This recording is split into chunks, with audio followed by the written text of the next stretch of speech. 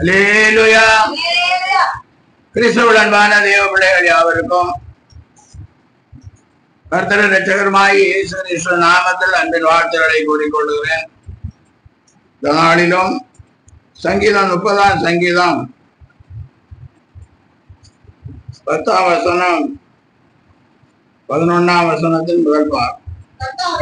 கர்த்தாவே, உம்மை நோக்கி கூப்பிட்டேன், கர்த்தரை நோக்கி கெஞ்சினேன்,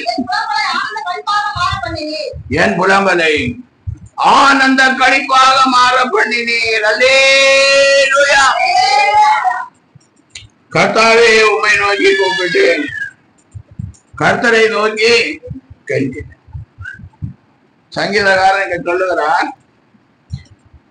கர்த்தாவே, உம்மை நோக்கி கூப்பிட்டேன், கர்த்தரை நோக்கி கெஞ்சினேன், என் புலம்பலை ஆனந்த களிப்பாக. புலம்பல் தேவனுடைய பிள்ளைகளுடைய வாழ்க்கையிலும் பார்க்கும்போது புலம்புகிற ஒரு குணம் இருக்கிறது. அல்லேலூயா. எப்படி இருக்கிறது? புலம்புகிற ஒரு குணம். பாருங்க, ரூத்தின் புத்தகம் 1ஆம் அதிகாரம் 20-21 வசனங்களை நான் வாசிக்கும் போது, அதற்கு அவள், நீங்கள் என்னை நகோமி என்று சொல்லாமல் மாறாள் என்று சொல்லுங்கள். சர்வ வல்லவர் எனக்கு மிகுந்த கசப்பை கட்டளையிட்டாள், நான் நிறைவுள்ளவளாய் போனேன். கர்த்தர் என்னை வெறுமையாய் திரும்பி வர பண்ணினார், கர்த்தர் என்னை சிறுமைப்படுத்தி, சர்வ வல்லவர் என்னை கிளேசப்படுத்தி இருக்கையில் நீங்கள் என்னை நகோமி என்பானேன் என்றாள். அல்லேலூயா. தேவனுடைய ராஜ்யத்திலிருந்து மோவாபிய ராஜ்யத்துக்கு சென்ற நகோமி அங்கே நஷ்டங்களையும் கஷ்டங்களையும் அனுபவித்தாள். அல்லேலூயா. இப்ப சொந்த ஊருக்கு வருகிறாள். அப்போ அங்க இருக்கிற ஜனங்கள் சொல்லுகிறார்கள், இவள் நகோமி அல்லவா என்று பேசிக்கோ, இவள் நகோமியோ என்று. அதுக்கு அவன் சொல்றான், நீங்கள் என்னை நகோமி என்று சொல்லாமல் மாறாள் என்று சொல்லுங்கள். அல்லேலூயா. நான் இன்பமானவள் அல்ல, நான் கசப்பானவள். அல்லேலூயா. கசப்பை அனுபவித்துக் கொண்டிருக்கிறேன் என்று இங்கே புலம்புகிறதை பார்க்க முடிகிறது. சர்வ வல்லவர் எனக்கு மிகுந்த கசப்பை கட்டளை. அல்லேலூயா. இந்த நாள்ல எல்லாரும் அப்படிதான், அவரவர் விருப்பத்திற்கு நடப்பார். ஒரு கஷ்டம் வந்தாச்சுன்னா இயேசு கிறிஸ்து மேல பழியை போடுவார்கள். அல்லேலூயா. இங்கே நகோமி அப்படிதான் சொல்லுகிறார், சர்வ வல்லவர் எனக்கு மிகுந்த கசப்பை கட்டளையிட்டார். அல்லேலூயா. கசப் ரொம்ப சந்தோஷமா இருக்கலாம்னு சொல்லுதான் தேவனுடைய ராஜ்யத்தை விட்டு எங்க போனார்கள்? மோவாப் தேசத்துக்கு போனார். பத்திரேகம் இருந்து மோவா தேசத்திலே போய் சஞ்சரித்தார். அப்பத்தின் வீட்டிலிருந்தே புறப்பட்டு போய் மோவாப் தேசத்திலேயே சஞ்சரித்தார். ஆனா அங்க போய் ரொம்ப கசப்பை அனுபவித்தார். அதற்கு சர்வ வல்லவர் எனக்கு மிகுந்த கசப்பை, நான் நிறைவுள்ளவனாய் போனேன்,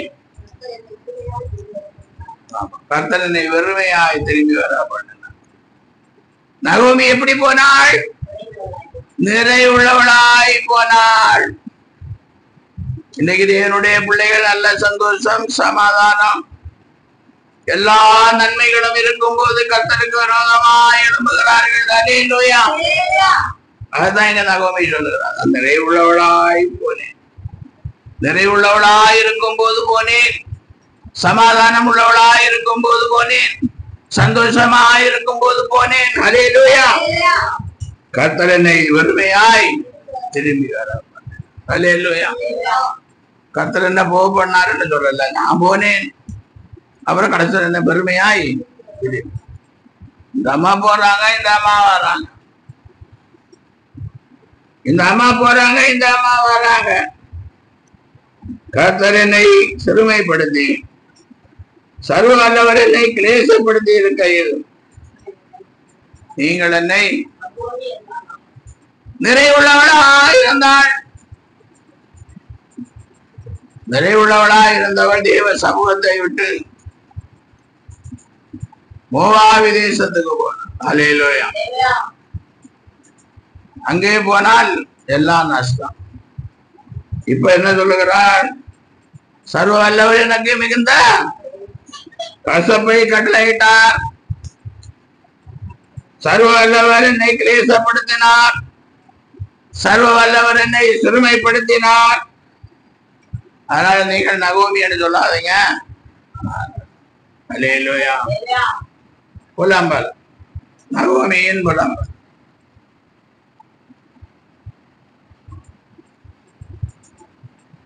பாருங்க, ஆதியாகமம் 23ஆம் அதிகாரம் 2ஆம் வசனம். கானான் தேசத்தில் உள்ள எப்ரோன் என்னும் கீரியாத் அர்பானிலே அப்பாவிலே சாராள் மரித்தாள். அப்பொழுது ஆபிரகாம் வந்து சாராளுக்காக புலம்பி அழுதான். அல்லேலூயா. புலம்பி அழுதான். என்ன சொல்லி புலம்பி இருப்பான்?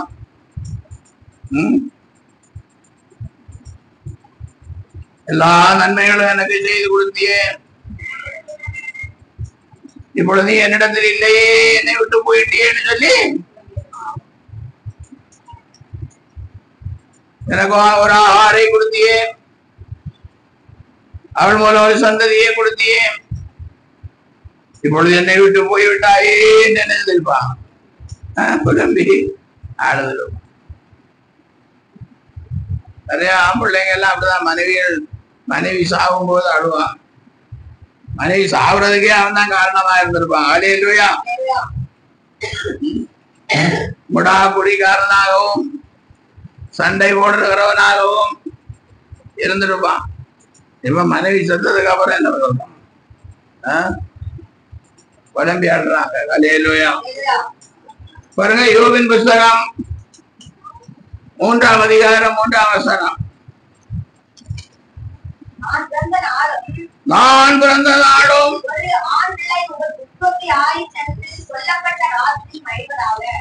ஒரு ஆண் பிள்ளை பிறந்ததென்று உற்பத்தி ஆயிற்று, ஆண் பிள்ளை உற்பத்தி ஆயிற்று என்று சொல்லப்பட்ட ராத்திரியும் அழிவதாக. இங்க யோபு எப்படி புலம்புறார்? நான் பிறந்த நாடும் ஒரு ஆண் பிள்ளை உற்பத்தி ஆயிற்று என்று சொல்லப்பட்ட ராத்திரியும் அழிவதாகும். அல்லேலூயா. கிறிஸ்துவுக்குள் அன்பானவர்களே, இப்படிதான் எல்லாரும் புலம்புறான். கஷ்டம் வரும்போது என்ன செய்யறாங்க? மிகவும் புலம்புகிறார்கள். அல்லேலூயா. கஷ்டம் வந்தா புலம்பல் அதிகமாகிறது. யோபும் புலம்புகிறார். நல்லா வாழ்ந்து கொண்டிருந்தார், நீதிமானாய் வாழ்ந்து கொண்டிருந்தார். ஆனால் சோதனை என்று ஒன்று வந்த போது புலம்பி அழுகிறதை பார்க்க முடியும். அல்லேலூயா. அடுத்தபடியாய் பார்க்கும்போது மோசே, உபாகமம் 3:25. நான் கடந்து போய் யோர்தானுக்கு அப்புறத்தில் உள்ள அந்த நல்ல தேசத்தையும் அந்த நல்ல மலையையும் தீபனோனையும் பார்க்கும்படி உத்தரவு கொடுக்கும் என்று கொடுத்தரலும் என்று வேண்டிக் கொண்டு, கர்த்தரோ உங்கள் நிமித்தம் என் மேல் கோபம் கொண்டு எனக்கு செய்விடாமல் என்னை நோக்கி, போதும், இனி இந்த காரியத்தை குறித்து என்னோட பேச வேண்டாம். அல்லேலூயா. யோபு, நான் இந்த தேசத்தை என்ன செய்யணும்? யோர்தானுக்கு அப்புறத்தில் உள்ள அந்த நல்ல தேசத்தையும் அந்த நல்ல மலையையும் தேவனோனையும் பார்க்கும்படி ஆமா உத்தரவு கொடுத்தரணும்னு வேண்டிக் கொண்டான். ஆனா கர்த்தரோ உங்கள் நிமித்தம் என் மேல் கோபம் உண்டு. ஜனங்களை பார்த்து சொல்றான், புலம்புறான், கர்த்தரோ உங்கள் நிமித்தம் என் மேல் கோபம் உண்டு. அந்த நல்ல தேசத்தை என்ன செய்ய முடியல, பார்க்க முடியாத பண்ணிட்டாரு. அந்த நல்ல மலையை பார்க்க முடியாமல் பண்ணிட்டாரு. உங்கள் நிமித்தம், உங்கள் நிமித்தம். அல்லேலூயா. இன்றைக்கு அநேக பெற்றோர்களும் கூட பிள்ளைகளை குறித்து இப்படிதான் புலம்புவார்கள். இல்லைன்னா பிள்ளைகள் கூட பெற்றோரை குறித்து இப்படி புலம்புகிறார்கள். உன்னாலதான் எனக்கு இந்த நஷ்டம் வந்தது, உன்னாலதான் எனக்கு இந்த கஷ்டம் வந்தது. அல்லேலூயா. அதே மாதிரிதான் இங்கே மோசே சொல்லுகிறார், உங்கள் நிமித்தம் என் மேல் கோபம் கொண்டு எனக்கு செய்விடாமல் என்னை நோக்கி போதும். ஆமா, இனி இந்த காரியத்தை குறித்து என்னோட என்ன செய்யாதே, பேசாதே. அந்த யோர்தானை கடந்த அந்த நல்ல தேசத்தை என்ன செய்ய முடியாது, பார்க்க முடியாது. அந்த நல்ல மனைவியும் அந்த ஜீவனையும் பார்க்க முடியாது, எவ்வளவுதான் நீ கேட்டாலும். அல்லேலூயா. ஏன் அந்த நல்ல தேசத்துக்கு போக முடியவில்லை? ஏன் அந்த நல்ல மலையை பார்க்க முடியவில்லை? மலையை பார்த்து பேசு என்று சொன்னார். இவன் மலையை என்ன கையில் இருந்த கோலுனால கீழ்ப்படுதல் அவசியம். தேவனுடைய வீட்டில் எங்கும் உண்மை உள்ளவன் மோசே. மோசே தேவனுடைய வீட்டுல எங்கும் உண்மை உள்ளவன். அப்படிப்பட்ட ஒரு உண்மை உள்ள மனிதன் ஆண்டுடைய ஒரே ஒரு வார்த்தைக்கு கீழ்ப்படியாமல் போனதனால் காலம் முழுக்க என்ன பண்ண வேண்டியது இருக்கு, புலம்ப வேண்டியதா இருக்கு. உங்கள் நிமித்தம் நான் அந்த நல்ல தேசத்தை பார்க்க முடியவில்லை, நான் அந்த நல்ல மலையை என்ன செய்ய முடியவில்லை, பார்க்க முடியவில்லை என்று சொல்லி நான் ஆசைப்பட்டதை என்ன செய்ய முடியல, பார்க்க முடியலையே, பார்க்க முடியலையே. சிலர் சொல்லுவா, அவரு இழுத்து இழுத்து கிடக்கிறாரு, பிழைக்க மாட்டாரு, சாக மாட்டாரு. அப்ப டாக்டர் சொல்லுவாங்க, அவர் என்ன கேட்கிறாரோ அதெல்லாம் என்ன செய்யுங்க, அதெல்லாம் வாங்கி கொடுக்கணும். ஆசை, ஆசை என்று எந்த நகம் பெருகிடுதே, ஆனந்தமாய் வாழ வாஞ்சித்து. ஆசை, ஆசை. ஆனா மோசைக்கு அந்த நல்ல தேசத்தை பார்க்கணும்னு ஆசை இருந்தது, அந்த நல்ல மலையை பார்க்க வேண்டும் என்ற ஆசை இருந்தது. ஆனால் இஸ்ரவேல் ஜனங்கள் நிமித்தம் மலையை பார்த்து பேச வேண்டிய மோசை மலையை என்ன செய்தான், கோலால் அடித்தான். அந்த ஜனங்கள் அவனுக்கு ஒரே சத்தம், தண்ணி கூட தண்ணி. அதே மாதிரி அவனால நான் இதை செய்தேன், இவனால இதை செய்தேன், இவனால இதை செய்தேன், நம்ம ஆண்டுக்கு முன்ன என்ன செய்ய முடியாது, ஒன்றும் சொல்ல முடியாது. அப்படி சொல்றதா இருந்தா இப்பவே சொல்லி சரி பண்ணிக்கணும். இப்பவே ஆண்டவர்கிட்ட சொல்லி என்ன செய்யணும், சரி பண்ணிக்கணும். அல்லேலூயா. இப்படி ஆய் ஒவ்வொருத்தரும் புலம்புகிறார். அதே மாதிரி பாருங்க, சங்கீதம் 71 சங்கீதம் 20 வசனத்தை வாசிக்கும் போது அநேக இக்கட்டுகளையும் ஆபத்துகளையும் காணும்படி திரும்பவும் என்னை உயிர்ப்பித்து திரும்பவும் பூமியின் பாதாளங்களில் ஏற பண்ணுவீர். அல்லேலூயா. அநேக இக்கட்டுகளையும் ஆபத்துகளையும் காணும்படி செய்த என்னை நீர் திரும்பவும் உயிர்ப்பித்து திரும்பவும் என்னை பூமியின் பாதாளங்களிலிருந்து எரிவர பண்ணு. அல்லேலூயா. அநேக இக்கட்டுகள், அநேக ஆபத்துகள், அல்லேலூயா, காணும்படி செய்தவர் எப்படி சொல்றாரு? பூமியின் பாதாளங்களில் இருந்து. இக்கட்டு வந்தாச்சுன்னா, கஷ்டம் வந்தாச்சுன்னா, நம்ம இங்க பூமிக்கு மேலே இருக்கிறவங்களா கிடையாது, பாதாளத்துக்கு போனவங்களாய் மாறி. உறவினர்களானாலும் சரி, நண்பர்களானாலும் சரி, தேவ ஜனங்களானாலும் சரி, எல்லாரும் நம்மை விட்டு எப்படி போறாங்க? ரொம்ப தூரமா போறாங்க. எல்லாரும் தூரமா போனா நம்ம எங்க போயிடலாம்? பூமியின் பாதாளத்துக்கு. அதனால அநேக இக்கட்டுகளையும் ஆபத்துகளை காண செய்த என்னை நீர் திரும்பவும் உயிர்ப்பித்து நீர் என்னை திரும்பவும் பூமியின் பாதாளங்களிலிருந்து ஏறி வர. இப்படி ஒரு புலம்பல பண்ற அநேக இக்கட்டு. ஒரு இக்கட்டை கொடுத்து நாம் பார்க்கலாம். 1 சாமுவேல் 30ஆம் அதிகாரம், அது நிறைய வசனம் இருக்கு. நம்ம 5வது வசனத்திலும் படிப்போம். 4. அப்பொழுது தாவீதும் அவனோடு இருந்த ஜனங்களும் ஆளுகிறதற்கு தங்களில் பலன் இல்லாமல் போக மட்டும் சத்தமிட்டு அழுதார்கள். அல்லேலூயா. தாவீதும் அவனோடு கூட இருந்த ஜனங்களும் தங்களுக்கு பலன் இல்லாமல் போக மட்டும் சத்தமிட்டு அழுதார்.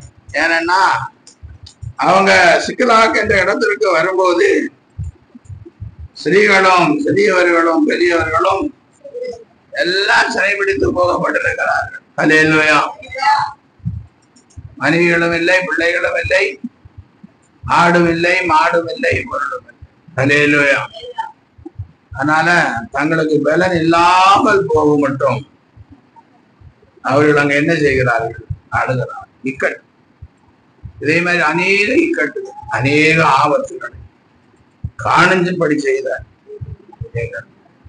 நீ திரும்பவும் உயிர்ப்பித்து திரும்பவும் பூமியின் பாதாளங்களிலிருந்து. அப்ப மனுஷனுடைய வாழ்க்கை என்று சொல்லும் போது இக்கட்டுகள் நிறைந்ததா இருக்கிறது. எவ்வளவோ இக்கட்டான சூழ்நிலைகளை கடந்து வந்திருக்கிறோம். எத்தனையோ பேர் இந்த இக்கட்டுகளை நினைத்து புலம்பிக் கொண்டிருக்கிறோம். அல்லேலூயா.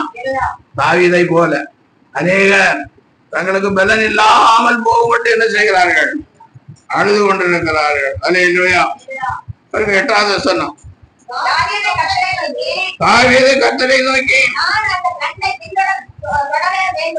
நான் அந்த தண்டை பின்தொடர வேண்டுமா? அதை பிடிப்பேனா? அதை என்று கேட்டான். அதற்கு அவன் அதை பின்தொடர், அதை நீ பிடித்து சகலத்தையும் திருப்பிக் கொள்வாய் என்றார். அல்லேலூயா. முதல்ல இக்கட்டு வந்ததும் ஆண்டோடைய சமூகத்தில் உட்கார்ந்து என்ன செய்யறாங்க? பலம் இல்லாமல் போக மட்டும் அழுகிறாங்க. இப்ப ஆண்டவர் கிட்ட கேட்கிறாங்க, நாங்க இப்போ எங்க மனைவி பிள்ளைகளை தேடி பின்தொடர்ந்து போகணுமா, போக வேண்டாமா என்று. அல்லேலூயா. அப்ப ஆண்டவர் போகும்படி சொல்லுகிறார். பாருங்க 19வது வசனம்.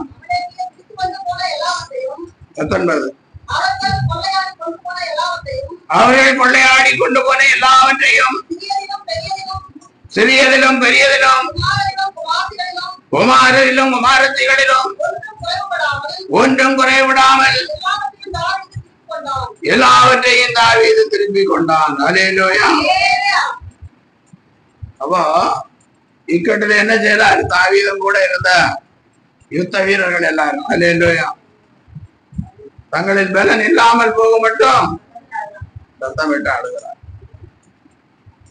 இப்ப ஆண்டவரிடத்திலே கேட்கிறார்கள், நாங்கள் பின்தொடர்ந்து போக வேண்டுமா, அவர்களை மீட்டுக் கொண்டு வர முடியுமா என்று கேட்டார். ஆண்டவர் சொல்லுகிறார், நீங்கள் புறப்பட்டு போங்கள், மீட்டுக் கொண்டு வருவீர்கள் என்று. அல்லேலூயா. அப்படியே போய் ஒன்றும் குறைவிடாமல் எல்லாவற்றையும் மீட்டு. அல்லேலூயா. கிறிஸ்துவின் அன்பான தேவ பிள்ளைகளே, தேவ பிள்ளைகளுடைய வாழ்க்கையிலும் இக்கட்டுகள் வரும். அப்பொழுது அழுங்கள். அழ முடிஞ்சா என்ன செய்யுங்க, அழுங்க. தாவீதே அழுகிறார். ஒரு ஆண்டவரிடத்துல ஆலோசனை கேட்கணும். அல்லேலூயா. ஆண்டவரிடத்துல என்ன கேட்கணும்? ஆலோசனை. ஜெபம் பண்ணணும், உட்கார்ந்து இருந்து ஜெபிக்கணும். நான் என்ன செய்ய வேண்டும்? தாவீது ஜெபித்தது போல நாமும் ஜெபிக்கும் போது ஆண்டவர் ஆபத்து மோசங்களில் இருந்து, இக்கட்டுகளில் இருந்து நமக்கு ஒரு விடுதலையை கொடுக்கிறார். அல்லேலூயா. ஆண்டவரிடத்துல கேட்காம ஒரு ஜெயத்தை நாம் என்ன செய்ய முடியாது, பெற்றுக்கொள்ளும். பொல்லாப்புனக்கு நேரிடாது, வாதையின் கூடாரத்தை அணுகாது, வழிகளில் எல்லாம் உன்னை காக்கும்படி உனக்காக நம்முடைய தூதர்களுக்கு காட்டல. எவ்வளவு காரியங்கள் இருக்கிறது. யுத்தத்துக்கு போற நேரத்திலும் கூட ஆண்டோடத்தில் ஆலோசனை கேட்டதுனால முசுக்கட்டை செடிகளுக்குள்ளாக போய் என்ன செய்கிறாங்க, ஒழித்து கொண்டு. ஆண்டவர் சொல்கிறார், முசுக்கட்டை செடியிலே ஒரு தொனி உண்டாகும் போது நான் உங்களுக்கு முன்பாக நான் கடந்து போவேன். அல்லேலூயா. அப்ப நான் உங்களுக்கு முன்பாக கடந்து போறேன். அப்ப நீங்க என்ன வாருங்க, என் பின்னால வாருங்க. அல்லேலூயா. யுத்தம் ஜெயமாய் மாறினார். இப்படியா எவ்வளவோ காரியங்களை நாம் சொல்லலாம். கருத்திலே இருக்கிற வேத புஸ்தகம் கருத்திலே மாத்திரம் இருந்தால் போதாது, அது நம்முடைய இதயத்திலும் எழுதப்பட வேண்டும். அல்லேலூயா. கர்த்தர் கொடுத்த வேத புஸ்தகத்தை வாசிக்கவும் வேண்டும்.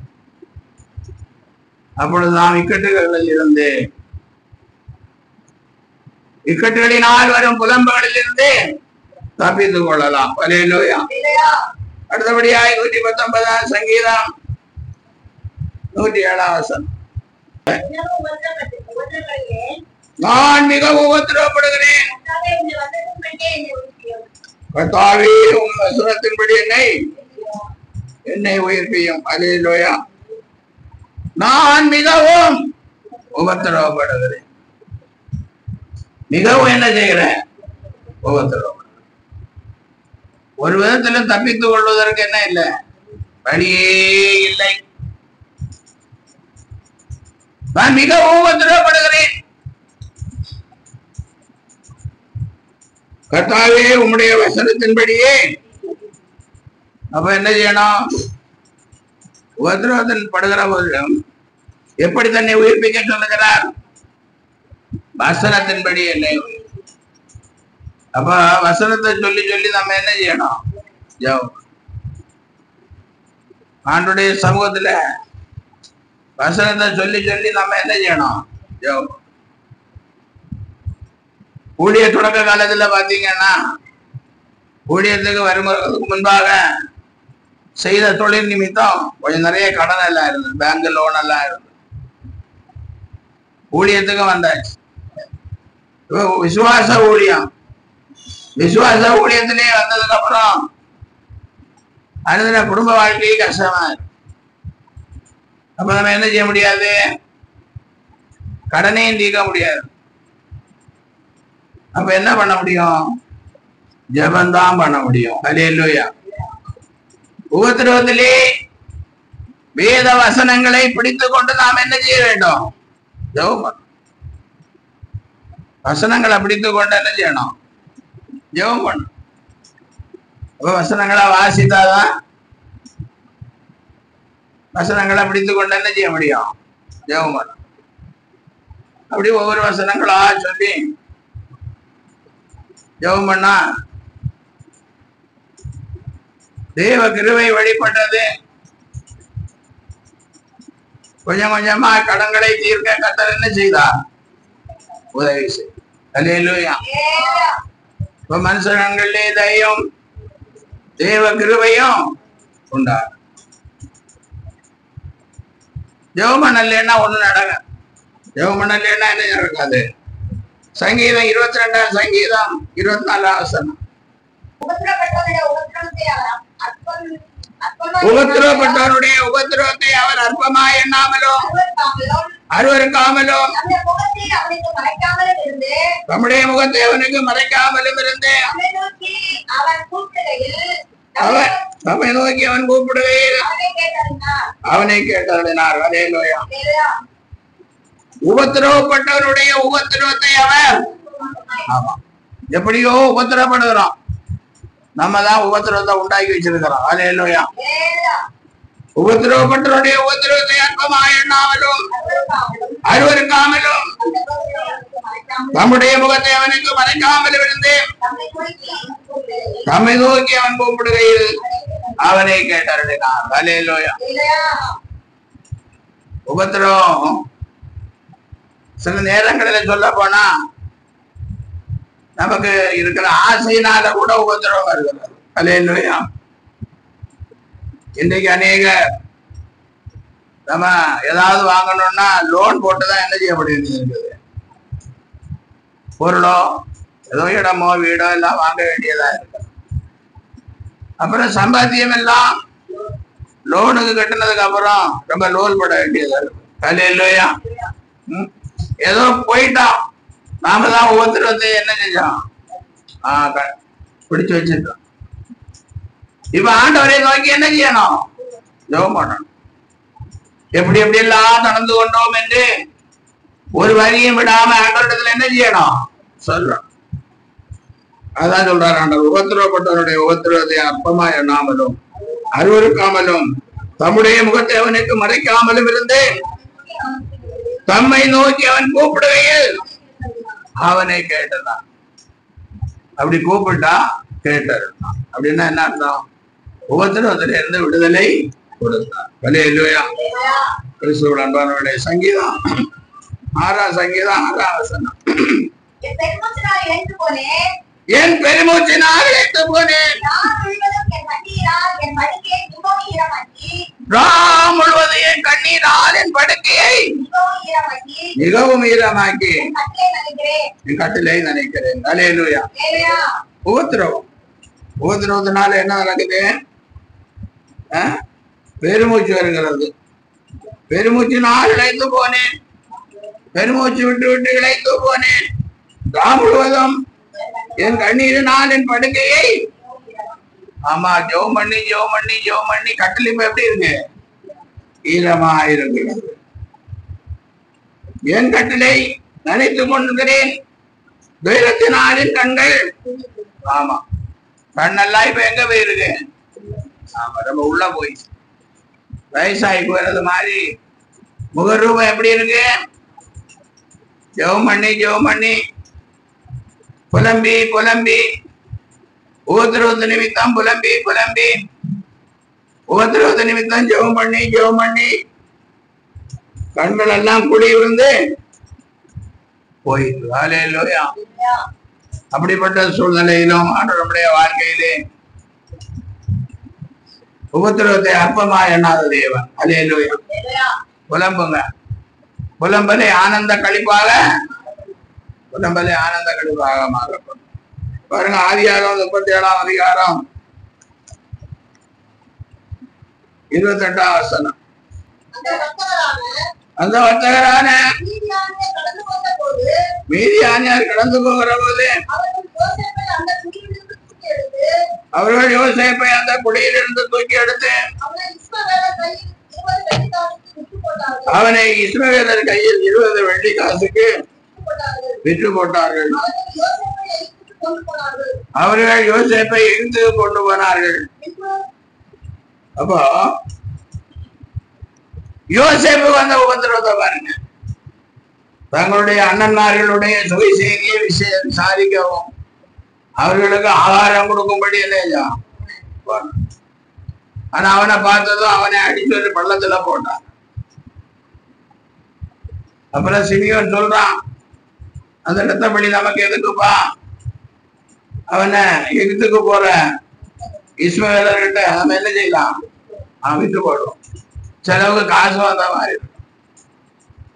அவனை 20 வெள்ளி காசுக்கு விற்று போட்டார்கள். அல்லேலூயா. அவனை போத்திபார் வீட்டிலே கொண்டு 39 வசனம் 39 அதிகாரம் 1 வசனம்.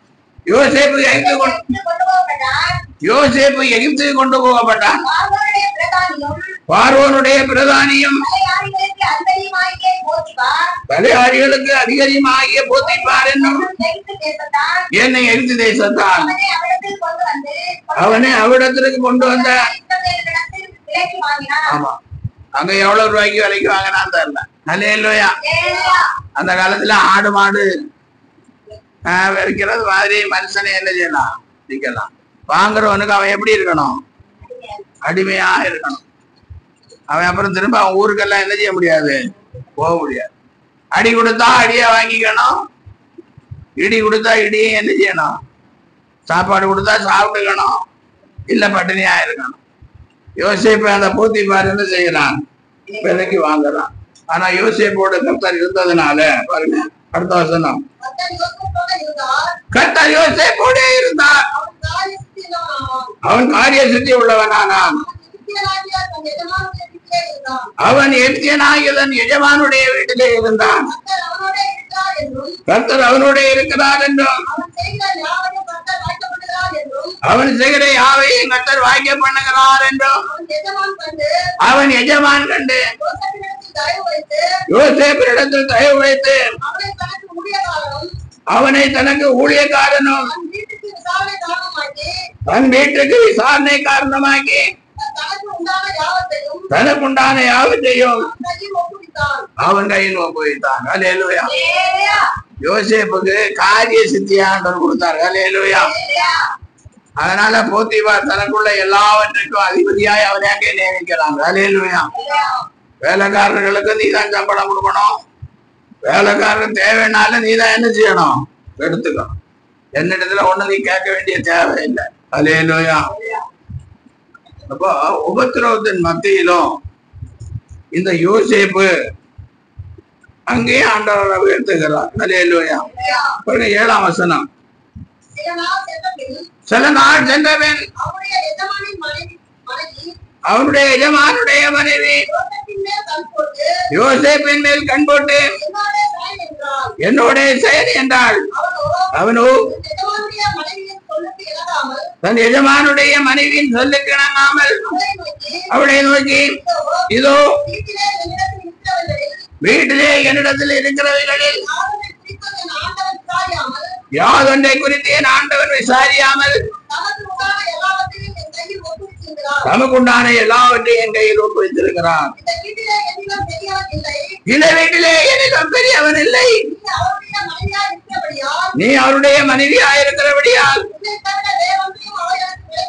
உன்னை தவிர வேறொன்றை அவர் எனக்கு விலக்கி வைக்கவில்லை. இப்படி இருக்க நான் இத்தனை பெரிய பொல்லாங்குக்கு உடன்பட்டு தேவனுக்கு விரோதமாய் பாவம் செய்வது எப்படி என்றான். அல்லேலூயா. உபத்திரவத்திலையும் பயங்கர மகாபெரிய உபத்திரவத்திலையும் அவனை காரிய சித்தி உள்ளவனாய் மாற்றி அந்த வீட்டுக்கே அதிபதியாய் மாற்றுகிறார் ஆண்டவர். ஆனால் அங்கேயும் ஒரு உபத்திரவம் வருது. அல்லேலூயா. இது மகாபெரிய உபத்திரவம். இங்கே இந்த உபத்திரவம் வந்தத அதான் சொல்றான், தேவனுக்கு விரோதமாய் பாவம் செய்வது எப்படி, இத்தனை பெரிய பொல்லாங்குக்கு உடன்பட்டு தேவனுக்கு விரோதமாய் பாவம் செய்வது எப்படி. அல்லேலூயா. அப்ப உபத்திரவத்திலையும் நான் பரிசுத்தத்தை என்ன செய்யணும், காத்துக்கொள்ள வேண்டும். அல்லேலூயா. இடையிலே தாவீது நிறைய புலம்புகிறார், ஜெயில போறார்.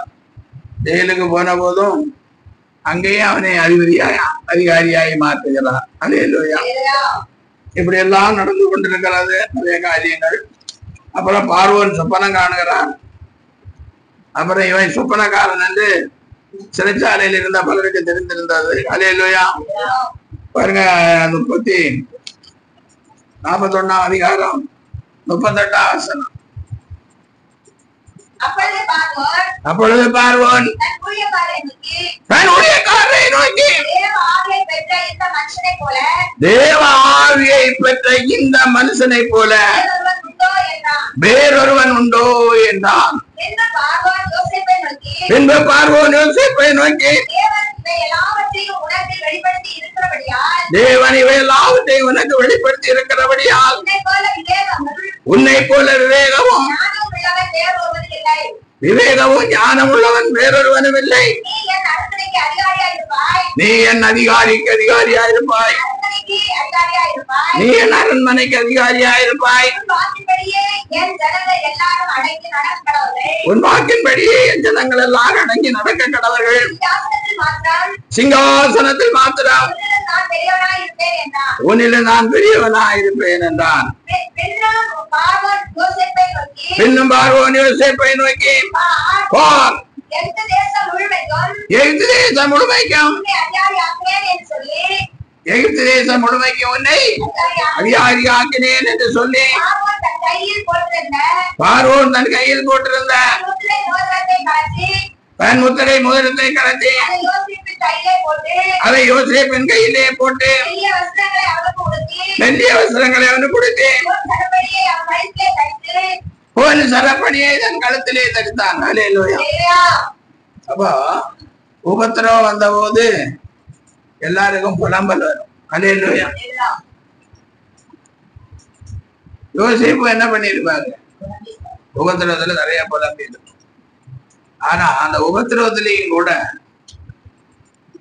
சிறைச்சாலை ஆனாலும் சரி, எந்த தண்டனையானாலும் சரி, அதை ஏற்றுக்கொண்டான். அதே நேரத்திலே எல்லா இடத்திலையும் பரிசுத்தத்தை என்ன செஞ்சான்? காத்து.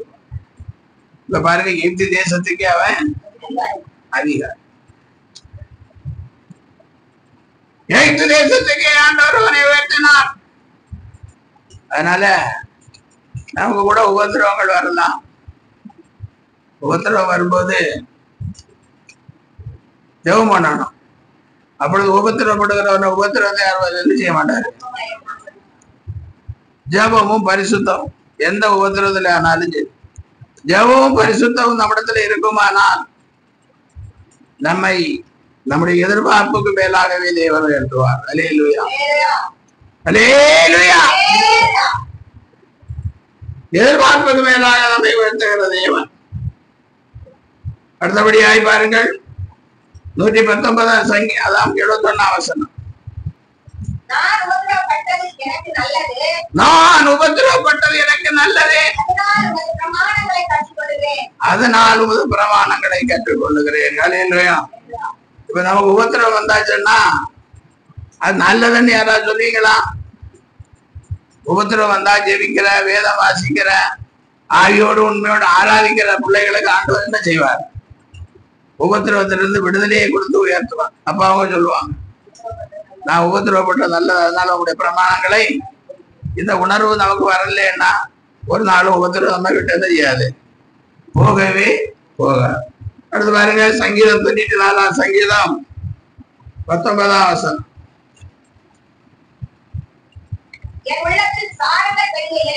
என் உள்ளத்தில் விசாரங்கள் பெருகையில் உம்முடைய ஆறுதல் என் ஆத்துமாவை. ஆமா, விசாரம், துக்கம். மனுஷனுடைய வாழ்க்கையில துக்கமும் மாறி மாறி வரதான் செய்கிறது. அல்லேலூயா. அதான் அங்கேதான் சங்கீதக்காரன் சொல்லுகிறார், என் உள்ளத்தில் விசாரங்கள் பெருகையில் உம்முடைய ஆறுதல்கள் என் ஆத்துமாவை தேற்று. விசாரங்கள் வரும்போது நம்ம என்ன செய்யணும்? புலம்புகிறோம். துக்கம் வரும்போது புலம்புகிறோம். அல்லேலூயா. அப்போ புலம்பும் போது, துக்கத்து நிமித்தம் புலம்பும் போது தேவனுடைய ஆறுதல் நமக்கு உண்டாகிறது. அல்லேலூயா. சங்கீதக்காரன் 38 சங்கீதம் 18 வசனத்திலே இப்படியாய் சொல்லுகிறார், என் அக்கிரமத்தை நான் அறிக்கையிட்டு என் பாவத்தை நிமித்தம் விசாரப்படுகிறேன். ஹல்லேலூயா. பாவம், பாவத்து நிமித்தம் துக்கப்படுகிறேன். ஹல்லேலூயா. நம்ம பாவம் இல்லை என்போமானால் நம்மை நாமே யாரும் நம்ம இயேசு கிறிஸ்துவுக்கு முன்ன நம்மளை நிறுத்தி பார்க்கணும். நம்ம எப்படிப்பட்ட பரிசுத்தம் உள்ளவர்களாக இருக்கிறோம். ஹல்லேலூயா. மனுஷனுக்கு முன்பாக இல்ல, ஏசப்பாவுக்கு முன்னாக நம்மளை என்ன செய்யணும்? நிறுத்தி பார்க்கணும். அதான் இப்ப சொல்லுகிறார், பாவத்து நிமித்தம் விசாரப்படுகிறேன்.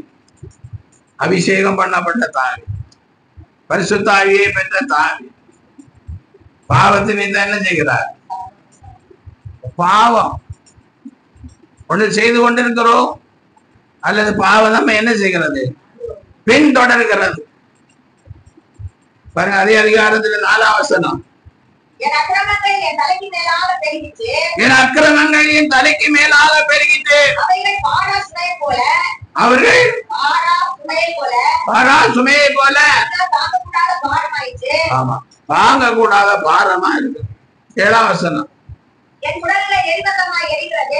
குடல்கள் எரிவந்தமாய் எரிகிறது, என் மாம்சத்தில் ஆரோக்கியம் இல்லை, நான் பலனற்று போய் மிகவும் மெத்தப்பட்டேன், நொறுக்கப்பட்டேன். குடல்கள் எல்லாம் என்ன செய்கிறது? ஆமா, எலும்புல எல்லாம் என்ன இல்லை? ஆரோக்கியம் இல்லை, சௌக்கியம் இல்லை, ஒண்ணும் இல்லை. பலனெல்லாம் குறுகி போயிடுச்சு. வண்டி ஓட்டவும் முடியல, வேலைக்கும் போக முடியல. சில சொல்றாங்களே தூங்கினா தூக்கவும் வரல. அப்போ பாவத்து நிமித்தம் நம்ம என்ன செய்யலாம்? விசாரப்படுகிறோம். பாவம் நமக்கு துக்கத்தை உண்டாக்குறது. ஹல்லேலூயா. யோபின் புஸ்தகம் 2ஆம் அதிகாரம் 11-13 அவர்கள் தூரத்தில் வருகையில் தங்கள் கண்களை ஏறெடுத்து பார்த்தபோது அவனை உரு தெரியாமல் சத்தமிட்டு அழுது அவரவர் தங்கள் சால்வையை கிழித்து வானத்தை பார்த்து தங்கள் தலையின் மேல் புழுதியை தூற்றிக் கொண்டு வந்து அவனுடைய துக்கம் மகா கொடிய துக்கம் என்று கண்டு ஒருவர் அவனோடு ஒரு வார்த்தையும் பேசாமல் இரவு பகல் 7 நாள் அவனோடு கூட தரையில் உட்கார்ந்து இருந்தார்கள். ஹல்லேலூயா. யோபுக்கு ஒரு சோதனை வந்தது. ஹல்லேலூயா. சோதிக்காலும் பொண்ணாக விளங்குவான் என்று ஆண்டவர் சாத்தாரு. அப்போ நீர் அவன் மேல கையை என்ன செய்யும்? எடும். அப்ப பார்க்கலாம் அவன் தூசிக்கிறான். சரிப்பா, உன் விருப்பத்தின்படி எடுக்கிறான். அப்ப யோபுக்கு உச்சந்தலை முதல் உள்ளங்கால் வரைக்கும் என்ன உண்டாயிடுச்சு? பருக்கள் உண்டாயிடுச்சு. அவனுடைய பிள்ளைகள் எல்லாம் மரித்து போனார்கள். அவருடைய வேலைக்காரர்கள் எல்லாம் அவனை விட்டு போய்விட்டார். அவருடைய சொத்து சுதந்திரம் எல்லாம் போயிட்டு ஒண்ணும் கிடையாது. ஹல்லேலூயா. இதை கேள்விப்பட்ட போது அவருடைய நண்பர்கள் என்ன செய்யறாங்க? வர்றாங்க. வந்து என்ன பண்ணுகிறான்? அவர் தூரத்தில் வருகையில் தங்கள் கண்களை ஏறெடுத்து பார்த்தபோது அவை பருவெல்லாம் நிறைஞ்சு ஒரு தெரியாமல் ஆமா, அவனை பார்க்குவதற்கு ஒரு தெரியாம இருக்குது. அதனால சத்தமிட்டு அழுது அவனவர் தங்கள் சால்வையை கிழித்து வானத்தை பார்த்து அவன் வானத்தை பார்த்து கீழே இருக்கிற தூக்கி என்னைங்க போடுறாங்க. அப்ப வானத்தை பார்த்து புளிய தூக்கி போட்டா என்ன ஆகும்? கண்ணு மேலதான் விடும். ஹல்லேலூயா. அப்படி யோக உபத்திரம் அப்படி இருக்கு. துக்கம் அவனை பார்த்தது அவ்வளவு துக்கம் வருது. அப்படி ஒரு வார்த்தை அவனோடு பேசாமல் இரவு பகல் 7 நாள் இரவு பகல் 7 நாள் ஒரு வார்த்தை கூட பேசாம உட்கார்ந்து இருக்கிறான். நமக்கு ஒரு பகல் உட்கார முடியல, ஒரு ராத்திரி ஒரு பிரேயருக்கு இருக்க முடியல, இல்ல 1 மணி நேரம் ஒரு சேர உட்கார முடியல. 2 மணி நேரம் ஆராதனையில ஒழுங்கா இருக்க முடியல. அப்போ தன்னுடைய நண்பனுடைய அந்த சூழ்நிலையை பார்த்தபோது அவனை பார்த்து துக்கப்பட்டு 7 நாள் ஒரு வார்த்தையும் பேசாமல் அமர்ந்திருக்கிறார்கள். அல்லேலூயா. விசுவல் அன்பானவர்களை பாருங்க, சூழ்நிலையை பாருங்க. யோபுக்கு வந்ததுதான் உபத்திரம். யோபுக்கு வந்ததை பார்த்து துக்கம் இவங்க அனுபவிக்கிறாங்க. சில நேரங்களுக்கு அப்படிதான் நோய் வந்தவனை விட கூட இருக்கிறவங்களுக்கு ரொம்ப வருத்தமா இருக்கும். அல்லேலூயா. நேற்றைக்கு வரைக்கும் நல்லா தான் இருந்தாரு. நல்லா இருந்து நோய் வந்ததுனாலதான் என்ன பண்ண வேண்டியது இருக்கு? துக்கப்பட வேண்டியது. அல்லேலூயா. சங்கீதம் 31 சங்கீதம் 9 எனக்கு இறங்கும் கர்த்தாவே, நான் நெருக்கப்படுகிறேன். துக்கத்தினால் என் கண்ணும் என் ஆத்துமாவும் என் வயிறும் கூட கருகி போயிடுச்சு. துக்கத்தினால என்ன ஆயிடுச்சு?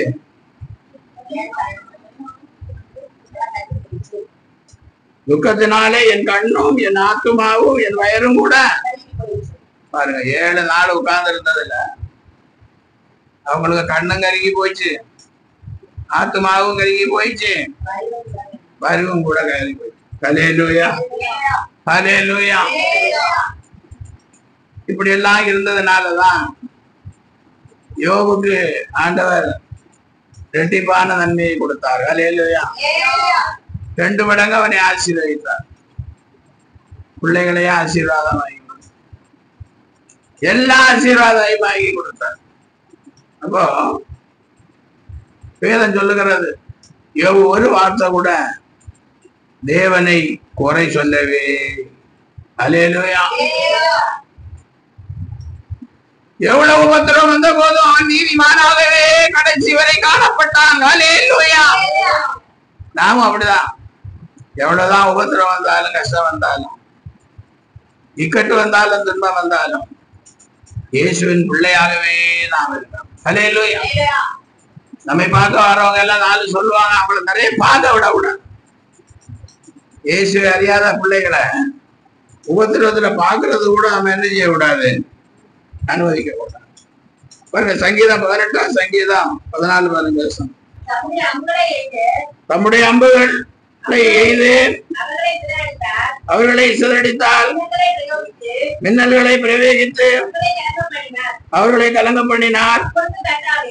அப்பொழுது கர்த்தாவே, உமது கண்டிதத்தினாலும் உடைய நாசியின் சுவாசம் காட்டினாலும் கண்ணீரின் மதங்கள் புறவுண்டு.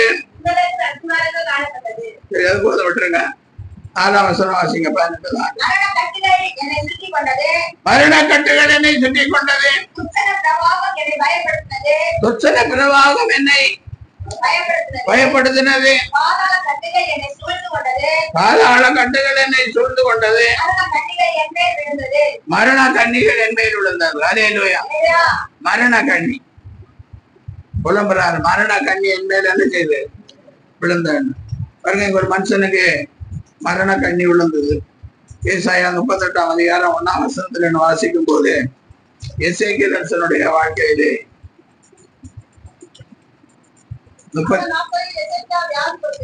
அந்த நாட்களிலே எசேக்கியா வியாதிப்பட்டு மரணத்திற்கு ஏதுவாயிருந்தான்.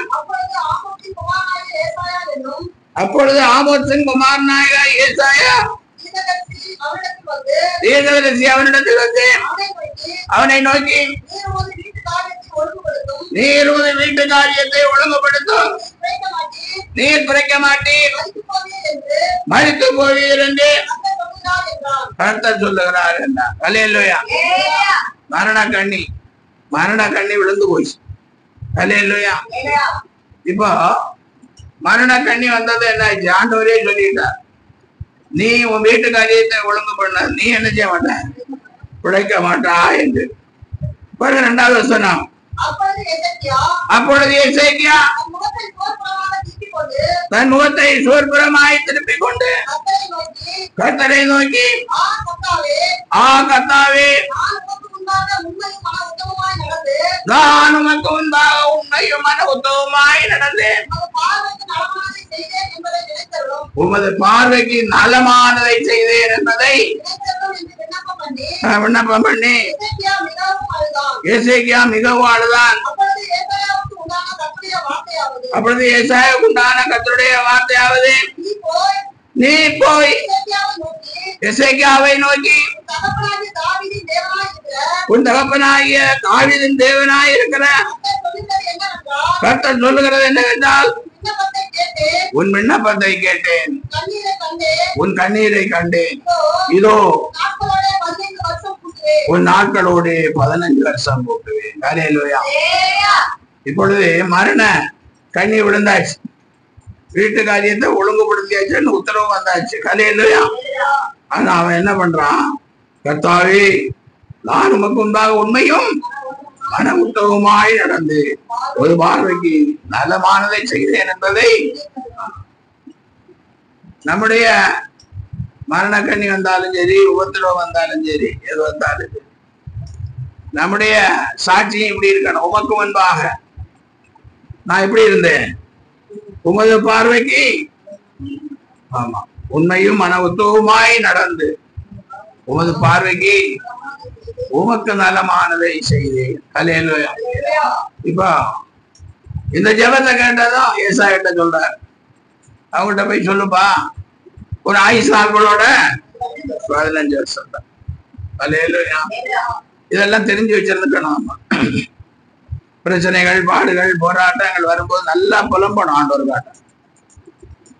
ஒவ்வொருத்தருக்கும் ஒவ்வொரு விதத்துல வரும் துக்கம், ஒவ்வொருத்தருக்கும் ஒவ்வொரு விதத்துல வரும் கஷ்டம், ஒவ்வொருத்தருக்கும் ஒவ்வொரு விதத்துல வரும் பாடுகள், ஒவ்வொருக்கும் ஏதோ ஒரு வழியில வியாதி வரும். ஹல்லேலூயா. அப்ப எல்லாம் நம்ம என்ன செய்யணும்? புலம்பி ஜெயிக்கணும். பாருங்க, இவர் எப்படி புலம்பி இருக்காரு. நமக்கு இது சின்ன ஜபம் தான் தெரியுது. 13-14 வருஷத்தை வாசிக்கும் போது, விடிய காலம் மட்டும்தான் எண்ணமிட்டு கொண்டிருந்தேன், அவர் சிங்கம் போல என் எலும்புகளை எல்லாம் நொறுக்குவார். ஆமா, இந்த இரவுக்குள்ளே என்னுடைய காரியம் என்ன செய்யும்? முடிஞ்சிடும். ஹல்லேலூயா. அப்படி தெரிஞ்சோம் நம்மட்டை போலும் தகைவலான் குருவியை போலும் கூவினேன், புறாவை போல் புலம்பினேன், என் கண்கள் உயர பார்க்கிறதுனால் ஊத்து போச்சு. ஹல்லேலூயா. மேல வானத்தை பார்த்தவர் என்ன செய்யல? எங்க சைடு ஒரு பக்கம் பார்க்கல. என்ன பண்ணார்? நம்மட்டை போலும் தகைவலான் குருவியை போலும் புறாவை போல் புலம்புகிறார். ஹல்லேலூயா. மரண கண்ணி வந்து விழுந்ததுக்கு அப்புறம், ஆண்டவரே நீ மரித்து போவாய் என்று சொன்ன போதும் எசேக்கியா புலம்பி அழுகிறான். ஹல்லேலூயா. புலம்புகிறான், முடிவு உள்ளதான் என்று புலம்புகிறான். ஹல்லேலூயா. பாருங்க அடுத்த வசனம், நான் என்ன சொல்லுவேன்? அவர் எனக்கு வாக்கு அருளினார், அந்த பிரகாரமே செய்தார். என் ஆயுசின் வருஷங்களில் எல்லாம் என் ஆத்துமாவின் கசப்பை நினைத்து நடந்து கொள்வேன். ஹல்லேலூயா. வாக்கு அருளினார். ஆயுசு நாட்களோடு 15 வருஷத்தை கூட்டி கொடுத்தேன் என்று சொல்லி வாக்கு அருளினார். நான் பட்ட கஷ்டத்தை ஒரு நாள் என்ன செய்ய மாட்டேன்? மறக்க மாட்டேன். அதை நினைச்சு புலம்பி புலம்பி அந்த 15 வருஷத்தையும் ஓட்டுவேன். ஹல்லேலூயா. பாருங்க 23ஆம் சங்கீதம் 4ஆம் வசனம். சங்கீதம் 23:4. நான் மரண இருளின் பள்ளத்தாக்கிலே நடந்தாலும் பொல்லாப்புக்கு பயப்படேன், தேவரீர் என்னோட கூட இருக்கிறீர், உமது கோல் தடி என்னை. நான் மரண இருளின் பள்ளத்தாக்கிலே நடந்தாலும் பொல்லாப்புக்கு பயப்படேன், தேவரீர் என்னோடு. மரண இருளின் பள்ளத்தாக்கிலே நடந்தாலும் ஒரு பொல்லாப்பு நமக்கு வராது. இயேசு நம்மோடு கூட இருக்கிறார். ஹல்லேலூயா. நமக்கு சுகம் கொடுக்கிற இயேசு நம்மோடு கூட இருக்கிறார். அப்படிப்பட்ட எண்ணம், சிந்த, விசுவாசம். ஹல்லேலூயா. சங்கீதம் 66ஆம் சங்கீதம் 20ஆம் வசனம். என் ஜபத்தை தள்ளாமலும் கிருபை என்னை விட்டு விலக்காமல் இருந்த தேவனுக்கு ஜபம் ஜபம் வேணும். ஜெபித்தாதான் ஜபத்தை தள்ளாம பதில் பெறுவான். இல்லையா?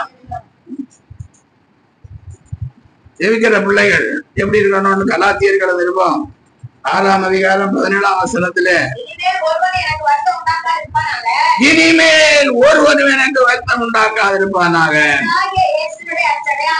கர்த்தராகிய இயேசுவினுடைய அச்சு அடையாளங்களை என் சரீரத்திலே தரித்துக் கொண்டிருக்கிறேன். கர்த்தராகிய இயேசு கிறிஸ்துவினுடைய அச்சு அடையாளங்களை என் சரீரத்திலே தரித்து, இப்பதான் இயேசுவின் பிள்ளை என்ற அடையாளம் எப்பவும் தெரியும், யார் பார்த்தாலும் தெரியும். அல்லேலூயா. ஒவ்வொரு மரத்தினருக்கும் அவங்க போகும்போது தெரியும். அப்படி நாமும் அச்சு அடையாளங்களை என்ன செய்யணும்? தரித்து கொள்ள வேண்டும். அல்லேலூயா.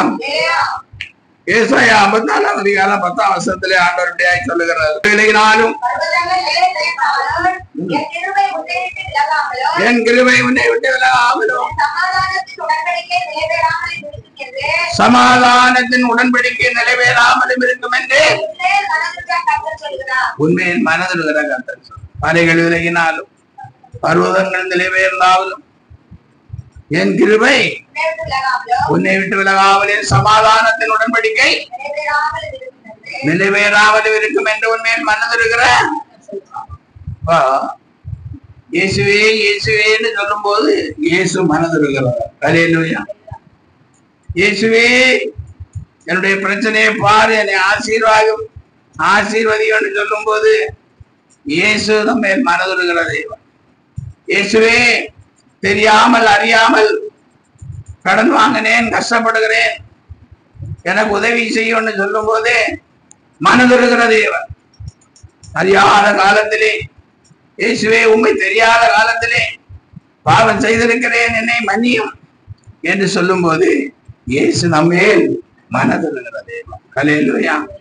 இப்படியாக புலம்புவீர்கள் என்று சொன்னார். உங்கள் புலம்பலை ஆனந்த கழிப்பாக மாறச் செய்வோம். அந்த வார்த்தைகளுக்காக எங்களை சோதரிப்போம்.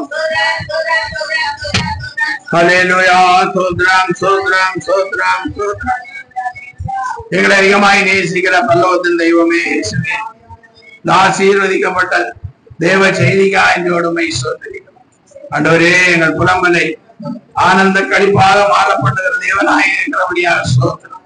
கர்த்தாவே, இந்த செய்தியை கேட்கிற பிள்ளைகள் எங்கிருந்தாலும் அவர்களுடைய புலம்பலை எல்லாம் ஆனந்த கழிப்பாக மாற செய்கிற தேவாதி தேவனே, கர்த்தாதி கர்த்தரே, ராஜாதி ராஜாவே, எங்கள் இரட்சகரே இயேசுவே, உம்முடைய வல்லமை உள்ள நாமத்தை மீண்டுமாய் மகிமைப்படுத்துகிறோம். கர்த்தாவே, பிள்ளைகளுக்கு நல்ல சுகந்தார், பிள்ளைகளுக்கு நல்ல பலம் தாரும், ஆரோக்கியம் தாரும், ஐஸ்வர்யம் கனவுமாலே வருகிறது என்று சொல்லப்பட்டிருக்கிறது. ஐஸ்வர்யத்தை கனத்தை உடைய பிள்ளைகளுக்கு கொடுத்து பிள்ளைகளை ஆசீர்வதிக்கும்படியாய் ஜபத்தை கேட்கிற எங்கள் நல்ல பிதாவே, என் ஆத்துமாவே கர்த்தரை ஸ்தோத்திரி.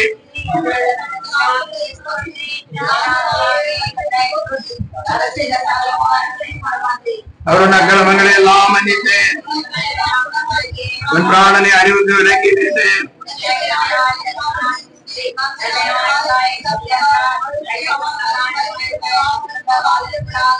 கொடுக்கப்படுகிற யாவருக்கும் கர்த்தர் நீதியையும் நியாயத்தையும் செய்கிறார்.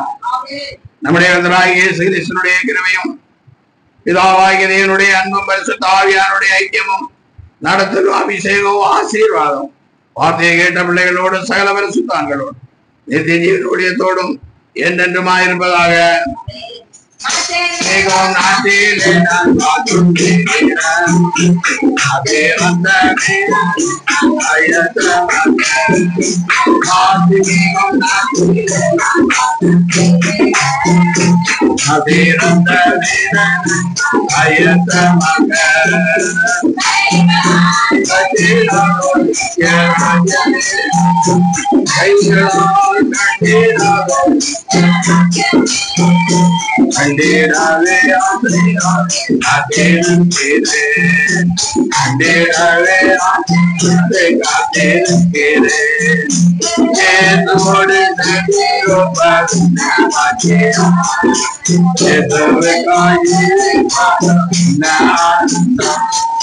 அல்லேலூயா அல்லேலூயா அல்லேலூயா.